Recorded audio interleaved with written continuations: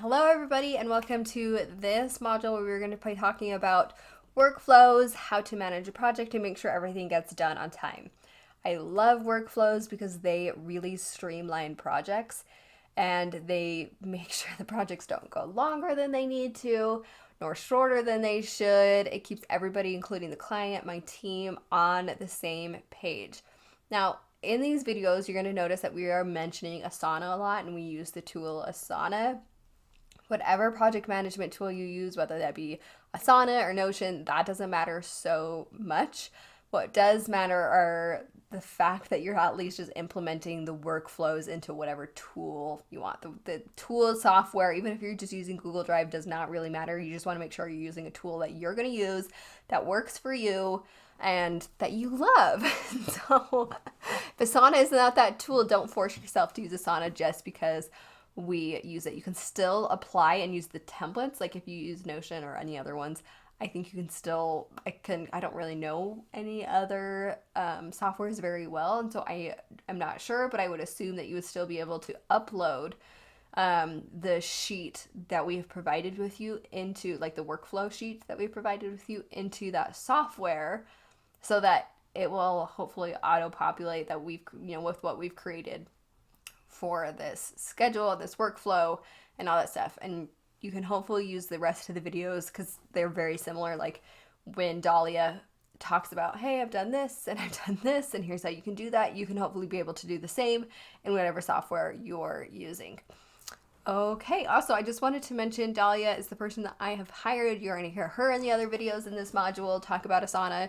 She is my systems specialist. She's the person I hired to help create this for you. So if you're wondering why the heck I'm not talking about it, it's because I'm not a systems specialist and I wanted to give you guys the best. Now, okay, let's talk a little bit about how do we really manage a workflow. Again, Dahlia is going to give you really, really great tips, but there have been 3 things that have been really, really important to me that I am going to show you. And it's 3 tools that I've created. One is this tool that you guys have. This is actually the same thing that you can either use it on Google Drive just like this, or you can upload it again into Asana or Notion and use it that way. But having this checklist of, okay, what phase are we in? What date and week are we in? And having a very dedicated and detailed task list of what's happening every single day and checking things off is incredibly helpful for us to be able to say, okay, yes, I have this done. Now I move on to this. I love this task list because it makes sure that we really don't miss any details and my project manager can check things off. We copy and paste this every single time we book a new project and we still use it to this day. It's awesome and amazing.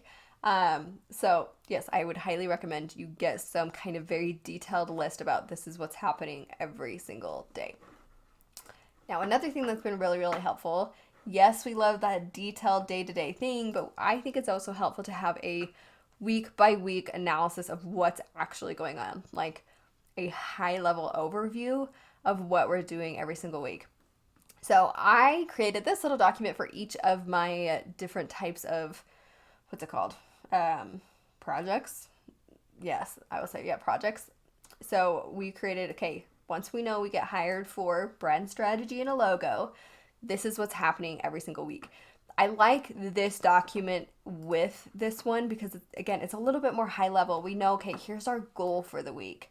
Here's what we're all working towards, and here's your responsibilities for the week. So we're not just like task oriented and checking things off. We make sure the goal gets accomplished as well, because sometimes maybe we need to veer out of the little monotonous details sometimes, and so we just need to make sure that we have the goal associated with the task so that your team, when you do hire a team or if you already have one, is on the same page that you are, and they can be problem solvers and they can just make sure that your overall goal gets done. So you can see we say, okay, week 1, here's the goal in a quick synopsis.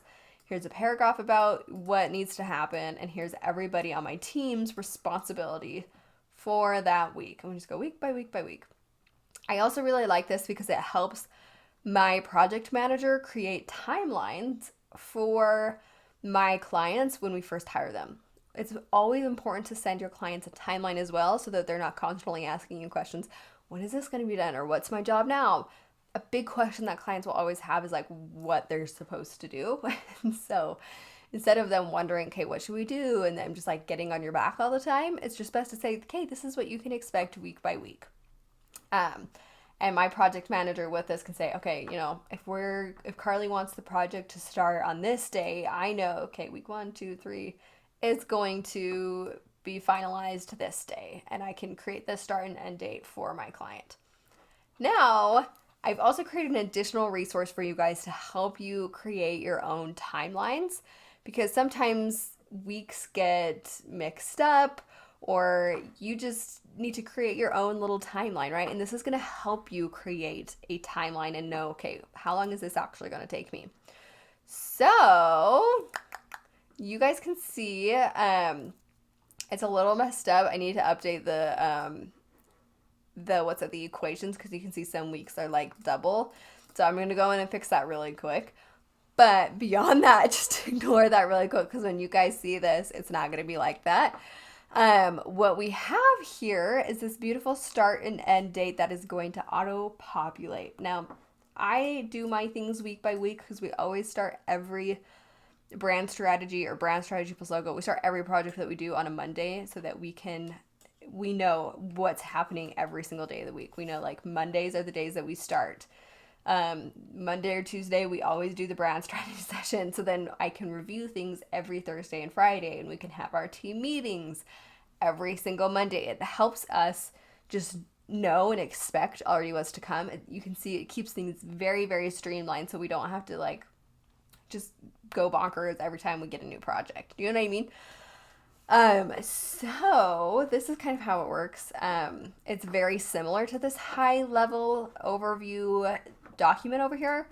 But it's just a little bit more specific. It's kind of like merging these two things actually, while also helping you create a timeline. So what you're gonna do over here is, if you work in weeks, you can work in phases, whichever. You're just gonna update this side over here with what types of phases or how you like to work. Maybe you work in like pre-work, and then phase 2 is brand strategy, and then phase 2 is phase 2 is doing logos, and then phase 3 is revisions. I don't know, whatever.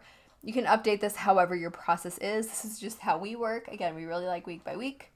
And then once you update that over here, you're going to go over here and you're going to update the key as well, so that you can make sure everything is matching. Then once you have updated the key, you're going to go through and update, okay, how many days does this week or phase take us? Does pre-work take you 21 days, or does it take you 2 weeks? Does it take you 4 weeks? Whatever. You're going to go in and update this by days. And you're going to do the same with every single week. I just added 12 weeks in here, 12 spots, just because, I don't know, it was an even number, and 3 months is usually a good amount of time. I don't know. You can update this however you want.